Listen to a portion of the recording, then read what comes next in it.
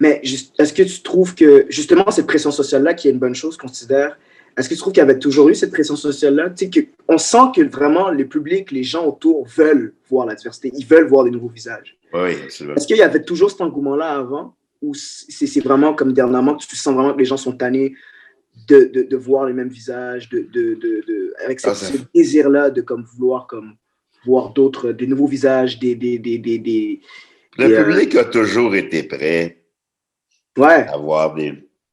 Pour moi, le public a toujours été prêt à voir des nouveaux visages. C'est le directeur de casting, c'est les boîtes, c'est la production, c'est tout le reste qui, eux autres,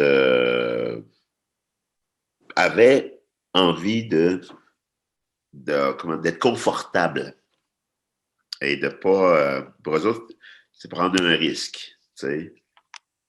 C'est prendre un risque et c'est de penser que les gens ne seront pas capables de se reconnaître. Alors que non, tu sais. Alors que ça change absolument rien. Ouais. Nos émotions ne sont pas les mêmes. Ouais, c'est ça. C'est ça. Tu sais, comme... Une séparation, pour moi, c'est pas la même chose. Il n'y a pas de changement. Non. Il n'y a pas de changement. Il y a peut-être quelques plus d'acteurs noirs maintenant, mais il n'y a pas de changement. Les mentalités restent quand même la même chose. La seule affaire, c'est que, comme, regarde, tu vois, pour moi, en ce moment, les directeurs artistiques, ils ont un gun sur la tête parce que pour leur subvention, il faut qu'ils s'ouvrent à la diversité. Mais je le sens, ça aussi, que c'est pas un désir de base, que c'est une pression qu'ils ont, pression sociale aussi, pour bien paraître. Parce que le discours change, mais ce que je ressens, c'est la même chose. Le danger de toujours raconter les mêmes histoires. Le fait de toujours raconter les mêmes histoires à l'écran, de voir les mêmes personnes à l'écran, avec leur point de vue à eux, ça crée quelque chose de dangereux parce qu'après, ça crée des stéréotypes par rapport à des communautés qu'on n'a pas l'habitude de voir à l'écran. C'est comme qu'on pense à... combien de fois tu as été appelé pour faire des chauffeurs de taxi ou un personnage qui arrive du Congo ou du Bénin, ou etc. Ou la notion de l'accent que tu as dû faire malgré toi pour intégrer des personnages. Puis ça crée justement des stéréotypes qui, les stéréotypes en soi, c'est pas faux. C'est juste que le fait de toujours les voir à l'écran, ça crée justement genre ce côté-là où on voit les mêmes visages. Et ça rétrécit l'imaginaire des autres, de tout le monde, en fait. Et c'est ça qui fait que c'est pas surprenant qu'on n'imagine pas, qu'on m'imagine pas amoureux.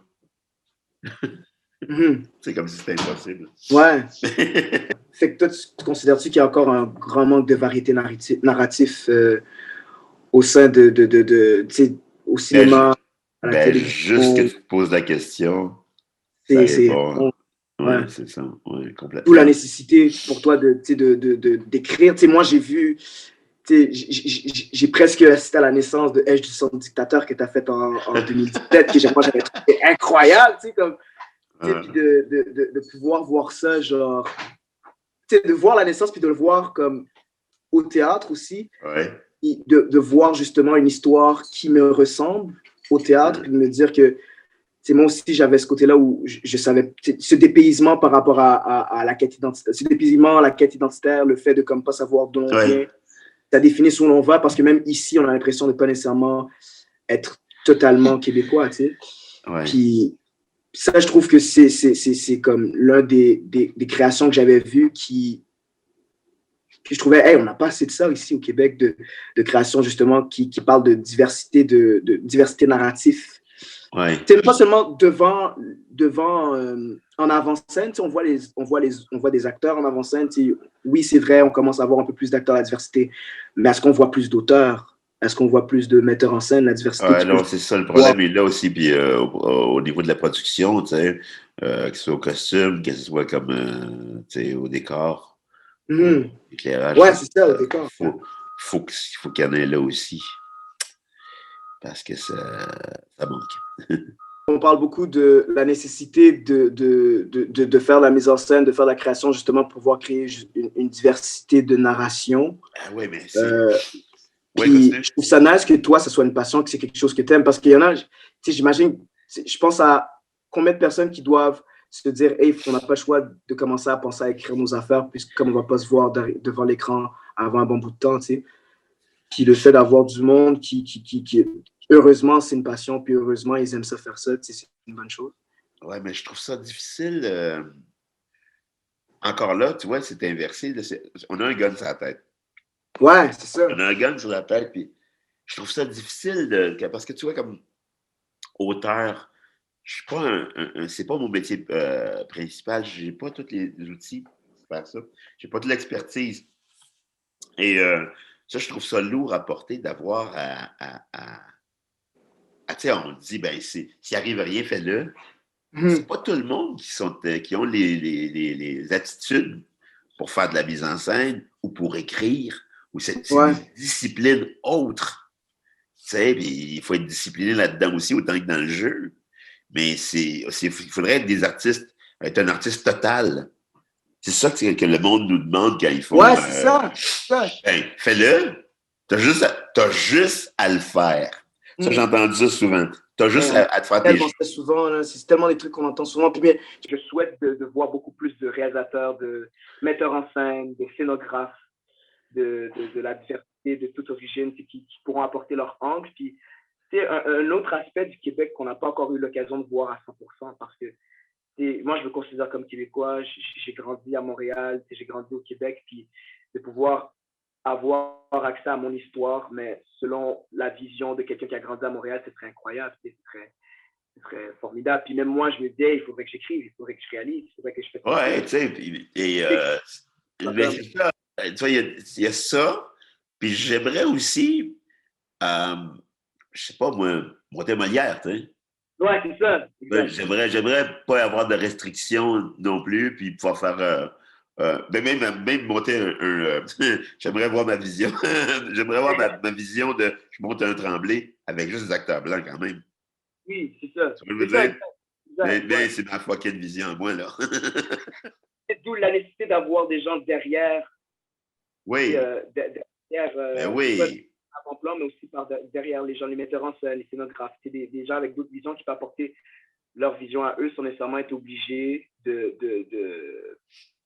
se démener comme des malades pour prouver quoi que ce soit à personne, puis juste de parler par leur talent. Oui, c'est ça, c'est ça. Tu sais, parce qu'il y a un danger aussi de chaque fois qu'on est sur scène, que ce soit justifié parce qu'on vient parler de la diversité ou qu'on vient de parler de nos origines, puis tout ça. Ouais. Il ne faut pas le faire trop souvent non plus. Non, c'est ça. Mais moi, la dernière question que j'ai pour toi, qui est la question la plus importante, qui pour un acteur qui finit l'école Nat. OK. Quel conseil que tu aurais à un jeune acteur qui finit l'école Nat en pandémie, hein, aussi, on s'entend, en fait COVID. Quel conseil que tu pourrais donner à un jeune acteur qui termine l'école de théâtre?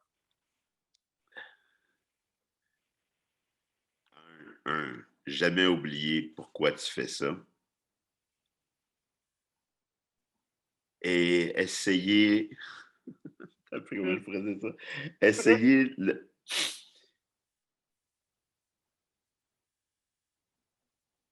Essayer le moins possible de détruire ça. Ouais, je comprends ce que tu veux dire en plus. Parce que des fois, on est obligé de faire des trucs. Parce que pour toutes sortes de raisons, où on a envie de. Et ça se peut que ça érode l'idée qu'on avait de pourquoi on fait ça. Mm-hmm. Mais si ça disparaît au complet, tu vas arrêter de faire le métier. Ouais. Sûr. Ouais. Puis, de se rappeler que c'est juste un jeu. Que c'est pas si important que ça. Ouais.